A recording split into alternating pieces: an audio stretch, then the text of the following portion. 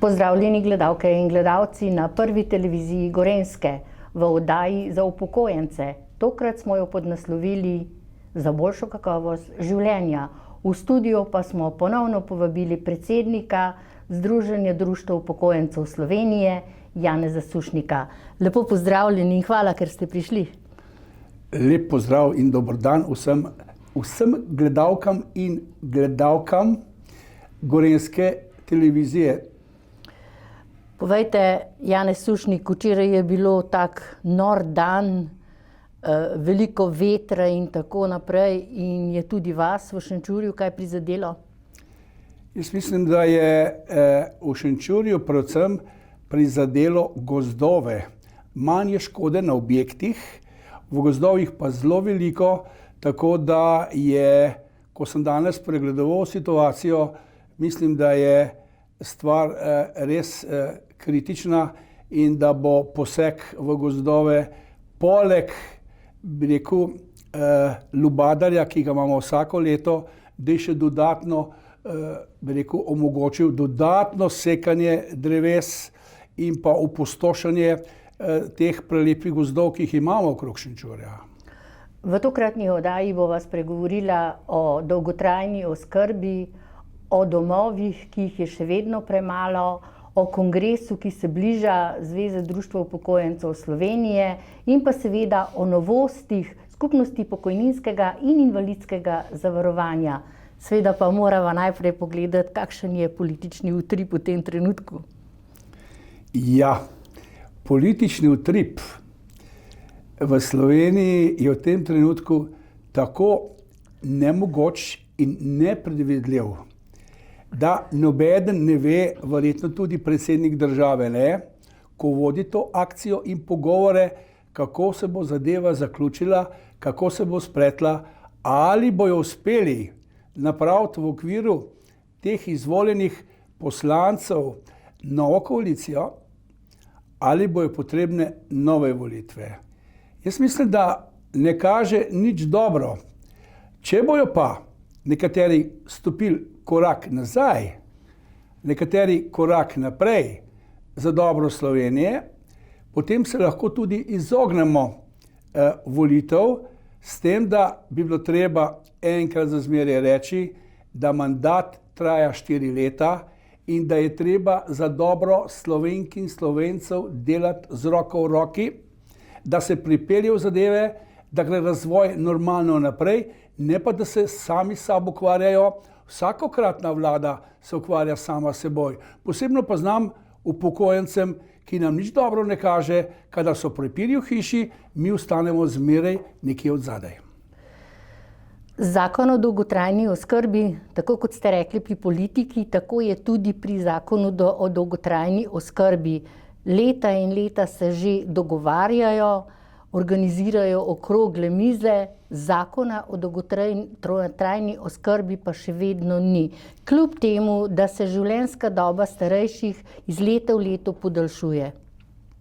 Glejte, z namenom, da bi starejši ostali čim dlje doma, če se le da v oskrbi svoje družine, svojih svojcev, in tudi bil pred 12 leti še malo več, predlagan zakon o dolgotrajni oskrbi, ker bi po eni strani sofinancirali te, bi rekel,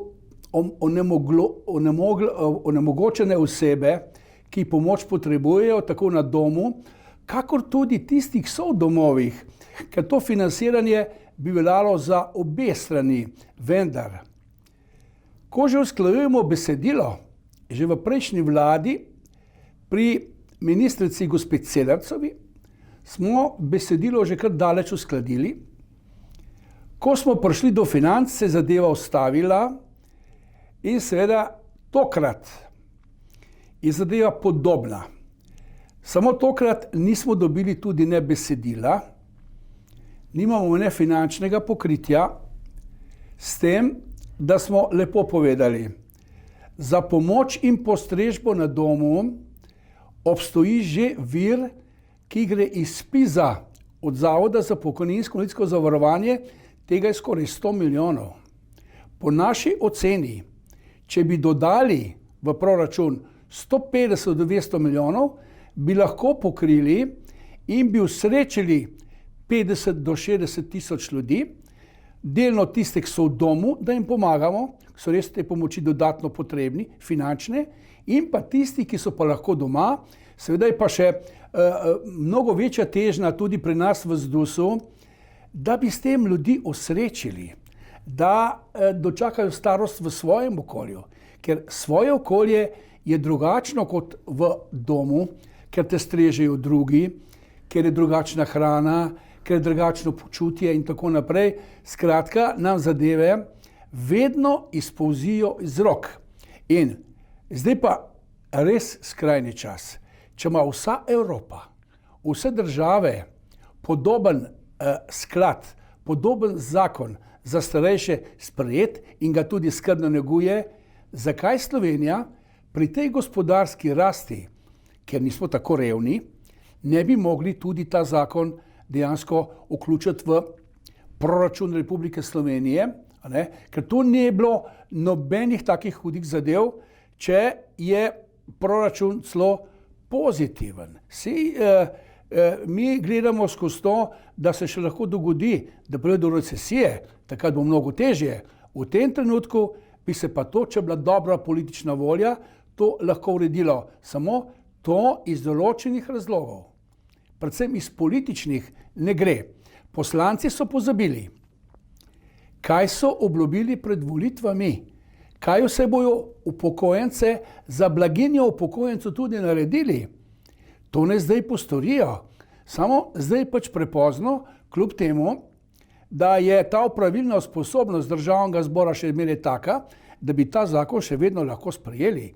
Sam naj ga pokažejo, kakšna vsebina je, kakšna finančna podpora je, v proračunu tega denarja ni. Tako da se slepimo sami s seboj in s pripovedovanjem, kdaj to bo. Zaenkrat nič dobro ne kaže. In mi smo dejansko že nestrpni in mislimo, da je skrb za upokojencev tako slaba in ne da samo mi mislimo. Računsko sodišče je reklo, skrb za upokojencev v Republiki Sloveniji je tako nizkotna, tako slabo pokrita, da ne se vlada zamisli, kako bo to napako popravila in to čim prej. Ne samo na sredstvih in pa na zakon o dolgotrajni oskrbi, tudi na domovih. Ker poglejte, če bi bila odobrena, če bi ta zakon bil sprejet, bi veliko ljudi ostalo doma, vsaj tisti, ki imajo koga, da se s tem ljudmi ukvarja. A so to svojci, a so bližnji ali daljni svojci, in bi bilo manj naval na domove. Domov pa že nagradimo lep čas, ne. Zakaj je tako? Jaz se ne znam predstavljati, zakaj ni volje. Že prejšnji ministrci smo rekli, ko sem bil v občinski svetnik v Šenčurju, sem rekel, dajte nam koncesijo za Šenčur. Rekli, ne pride v poštev. Lejte, to so bile stvari, ko je politika rekla ne. Zakaj ne? Ker je treba tam zdravstveno skrbo, je treba včasih tudi psihologa, je treba sociologa, je treba kakšne druge stvari in tam se potem pa državi neha. Je konc tega.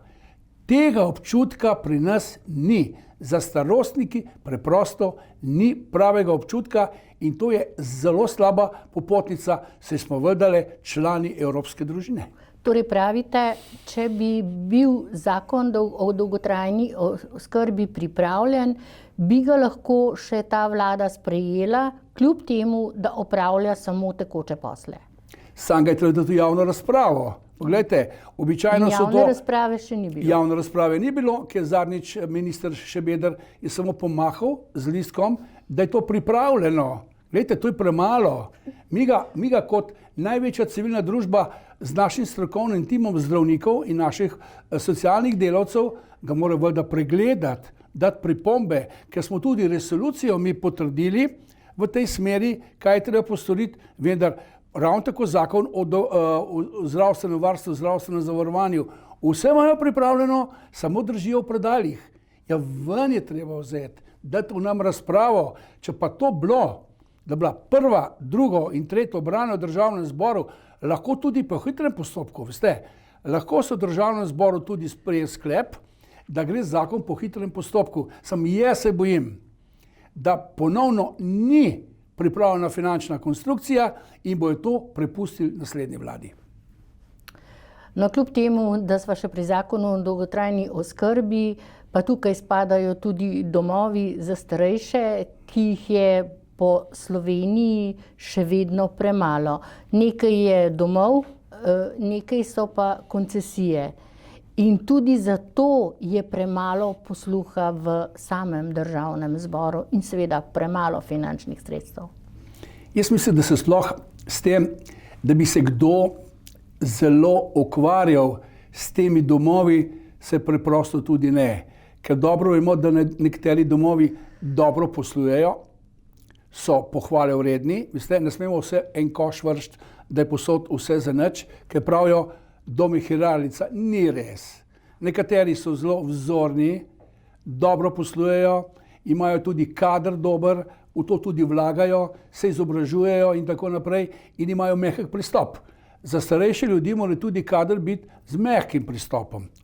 Sta pravim, jaz mislim, da ponekod jim stroški domov zelo, bi rekel, jih nihče ne zna pravilno kontrolirati, usmerjati in tako naprej in potem zmanjka denarja in je edina ta rešitev pol, da dvigujejo cene. Do kam pa bomo prišli? Penzioni ne grejo gor, potem, da doplačujejo potem svojci, če pa svojci ni pa občine. Veste. No, ravno to sem vas želela vprašati. Glede na to, da je domov premalo, da bi bilo dobro, če jih bi bilo več, to je ena plat medalje, druga plat pa je ta, da določeni upokojenci nimajo niti za preživetje dovolj, kaj šele potem, da bi si plačal dom. In potem to ostane vse na otrocih ali na svojcih ali na komorkoli ali pa na občini. Ja, zato pa tudi zakon o dolgotrajni oskrbi bi delno pomagal tem ljudem v institucionalnih oskrbah. Nekaj verjetno zakon ne bi vsega pokril, verjetno ne, so še zmeraj svojci in pa občina na vrsti, da to osebo, ki to pomoč potrebuje, tudi lepo pospremljajo do njegovega zadnjega trenutka.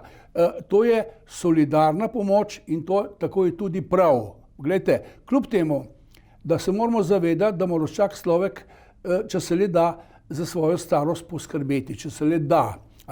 Danes se eni zanašajo samo na državo.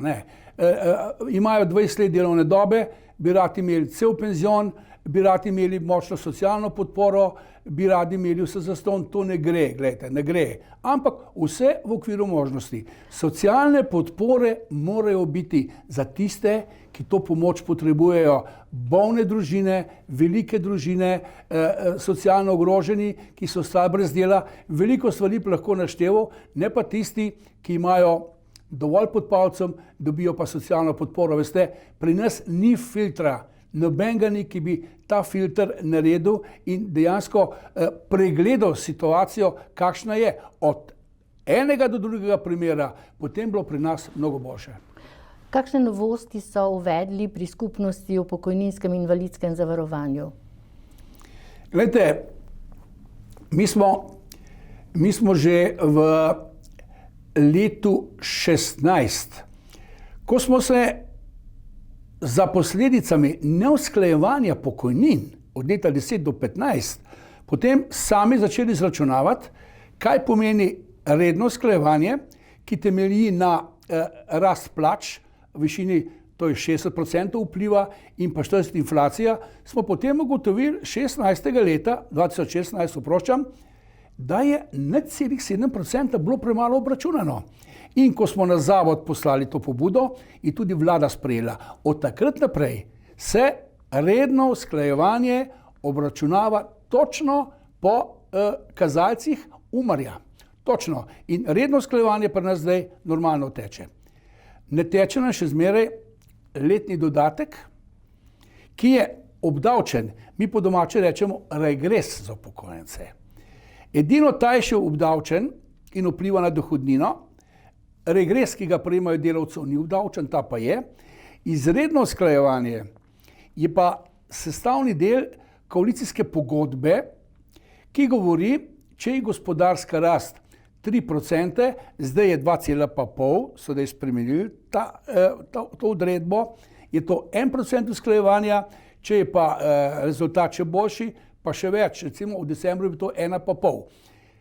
To izredno usklajevanje naj bi delno zapolnilo neusklajevanje iz leta 10 do leta 2015. Tega dolga ima država do upokojencev še 5,7%.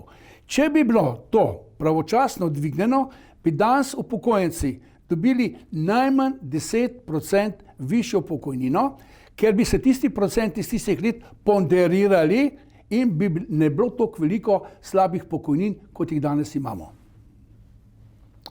Skratka, torej prisegate na to, da se nekaj premika tudi na tem področju pri skupnosti pokojninskega in invalidskega zavarovanja?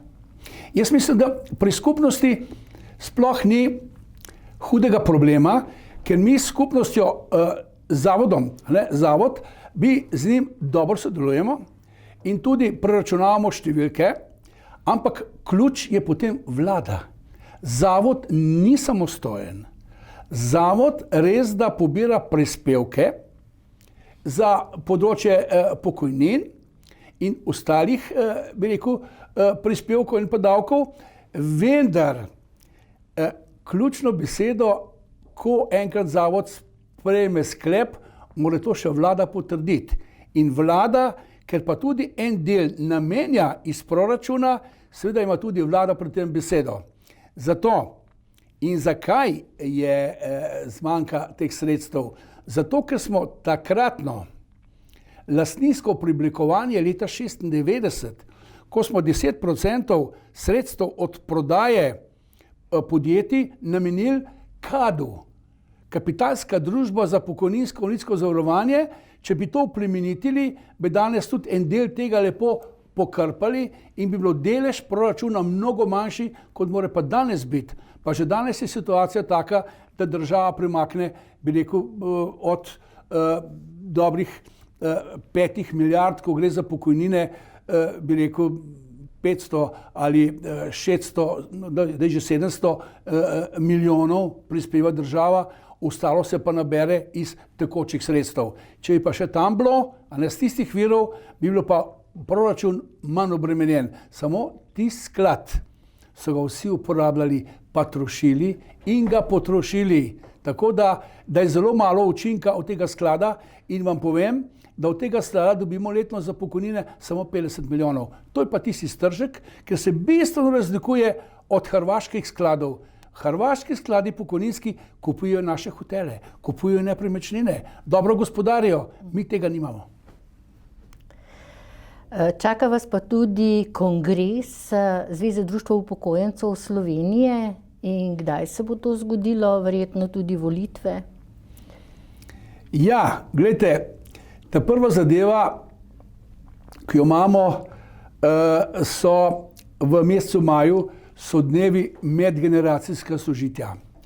Torej, to smo se mi študenti, dijaki iz Mladinskim svetom dogovorili, da bomo naredili eno skupnost, ki se imenuje MEKOS, da bomo en drugemu pomagali, mi starejši z našimi nasveti, z našimi praksami, življenjskimi izkušnjami, mladi pa tudi nas poučili o novih zadevah, ki jih pa starejši nismo doživeli, predvsem učenje na računalniku, uporaba telefona, ne vem kaj vse, a ne? Tako da je ta zadeva je zelo v redu in v mesecu maju to bo na gospodarskem razstavišču.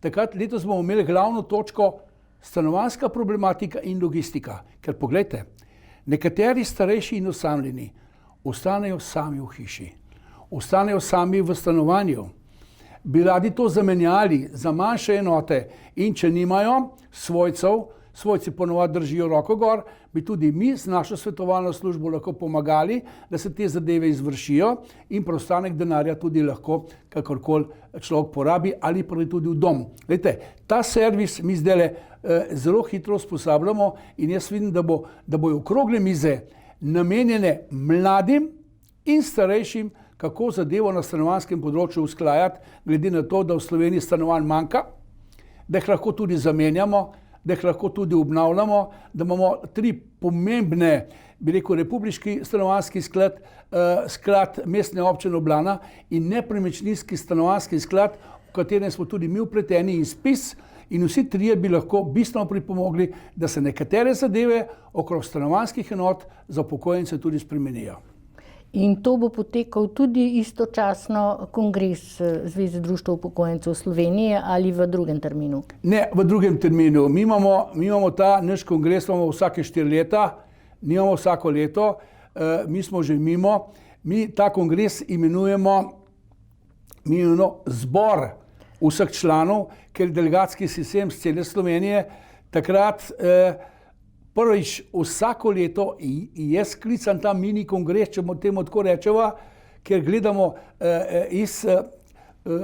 kakšen razvoj, s čim se bomo ukvarjali, finančno politiko, kakšno bomo imeli. Vsake 4 leta so pa tudi volitve v organe. Tako da smo še zmeraj civilna družba, kljub temu, da nas politika zelo najeda. Politika inštalira tudi svoje člane v našo civilno družbo, tako da včasih razmišljamo resno, koliko daleč bo politika tudi posegala v civilno družbo in ji omogočila njeno normalno delo. Zelo pomembna tema pa je tudi kakovost življenja. Vedno več starejših in zato ni vseeno, kako starejši živijo. Seveda pa morajo tudi sami nekaj pripomosti k temu. Torej, to je telesna aktivnost, zdrav način življenja in še marsikaj. Glejte, ravno to je tisto poslanstvo, ki je pri društvih upokojencev, vseh 500 društev, da čim več ljudi izvlečejo iz zapečkov in jim ponudijo vse tisto, kar jim najbolj paše. A je to šport, športna aktivnost, a je to kultura, a je to slikarstvo, ali je to kolesarjenje, a je to pešhoja ali pa v hribe. To je tista zadeva, ki je povezana z druženjem, s tekmovanjem, potem za krepitev telesne in umske sposobnosti. To je tista preventivna zadeva. Poleg tega, ko pa ljudje ne morejo več, člani naši, upravljati te aktivnosti za sebe, za svoje okolje, da se s tem druženjem res poveselijo, ko jim enkrat moči zmanjka, imamo pa mi projekt Starejši za starejše, potem pa nastopi tudi naša humanitarna organizacija, kjer ti ljudi obiskujejo, jim prenesejo kaj iz trgovine, jo pripeljejo k zdravniku, jim uštihajo vrt, če hočete, ne. To je pa tisti drugi del humanitarni, s katerim se tudi ZDUS ukvarja in imamo 5500 prostovoljcev. To je velik sistem in jaz mislim, da v vsebini ZDUS navidezno izgleda tako, kot da smo sami sebi namen, ko se pa vsebina pregleda, kakšno poslanstvo od društev pa naprej do ZDUS-a, ki se ukvarjamo na vrhu z zakonodajnimi postopki, je pa to veliki del, ki ga upravljamo. Edino to ne moramo, da bi zakone sprejemali. To ni, zdaj pa rabimo tudi politiko. V tem trenutku, ki je političen prepih v Republiki Sloveniji, nas zelo skrbi, kdo bo naslednji vladar, katere stranke bojo v vladi Republike Slovenije, da bojo porajtale, po Gorenjskem povedal, porajtale upokojence in za njih nekaj več naredili, kot so sedaj te. No, v Sloveniji pa imamo tudi župane, ki so uvedli projekt Prostofer in s tem pomagajo upokojencem, da jih odpeljejo ali k zdravniku ali v trgovino ali skratka tam, kjer sami ne morejo oziroma nimajo prevoza. To pa je tudi projekt, ki pa je zelo dobrodošel in kot sama vem, je zelo dobro naletel na pristop. Jaz sem izredno hvaležen tistim županom, ko nas potem aktivirajo, tudi za naše, tisti, ki znajo voziti, da prevzamejo te vozila in da se ta opravila, teh ljudi upravijo s temi vozili, teh je že kar nekaj, veste. In to če dalje več, in to je tisto, kar mi poudarjamo, župani eni so izredno dosledni, izredno humanitarni, izredno poznajo tudi, bi rekel, da se ljudem v tretjem življenjskem obdobju treba pač pomagati, se jim je treba posvetiti. In to je tisto, kar bi rekel, da je veliko županov takih, veliko je pa tudi takih, ko pravijo, ja, jaz imam druga opravila, to me ne zanima, to je slabo, veste. Če ne bomo imeli čuta eden do drugega, če ne bomo spoznali, da vsi pridejo na vrsto, tam, potem je to slabo. Nobena solo akcija, noben zid, ki se zgradi, sam sebi ni namen, če nima ta zid vsebine, ravno tako pa vsebina dela mora biti naklonjena in upokojenci potrebujemo vsaj lepo besedo, pomoč takrat, kadar jo rabimo, pa tudi nazaj bomo dali odgovarjajoče efekte, tudi z raznimi drugimi pomočmi, kadar bo treba pomagati pri občini ali kakšen vrt uplet ali pa kaj drugega, mrskej, ali pa prepevati na občinskih proslavah ali pa kaj drugega postoriti. Skratka, eden z drugim. Če to teče, potem tam ni vprašanja tudi za humanitarni del in tisti župani, ker so te stvari najdejo in ta humana organizacija dobi tu svoje mesto. In če dobi svoje mesto, potem gre to od župana do župana naprej. Če enkrat je to v navadi, potem ne zgubi tega smisla takoj, tudi če pride do spremembe županov, ko zamenjajo svoje stolčke. Hvala, Janez Sušnik, za obisk v našem studiu. Vam pa, cenjene gledalke, spoštovani gledalci, oglejte si oddajo na Prvi televiziji Gorenjske. Pa zapomnite si, telesna aktivnost, druženje, energija, kjer je volja, je tudi pot. Pa srečno. In ne samo za upokojence, tudi za ostale udeležence. Od 19. do 21. maja bo zadeva na Gospodarskem razstavišču za vse prebivalce Republike Slovenije nekaj izrednega, posebno pa na stanovanjskem in na socialnem področju, kaj videti, kaj slišati in lahko nam odnesejo nove informacije.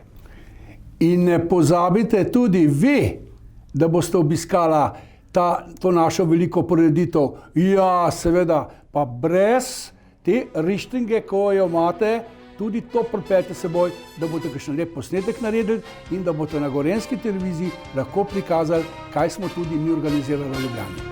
Hvala in z veseljem se bomo videli.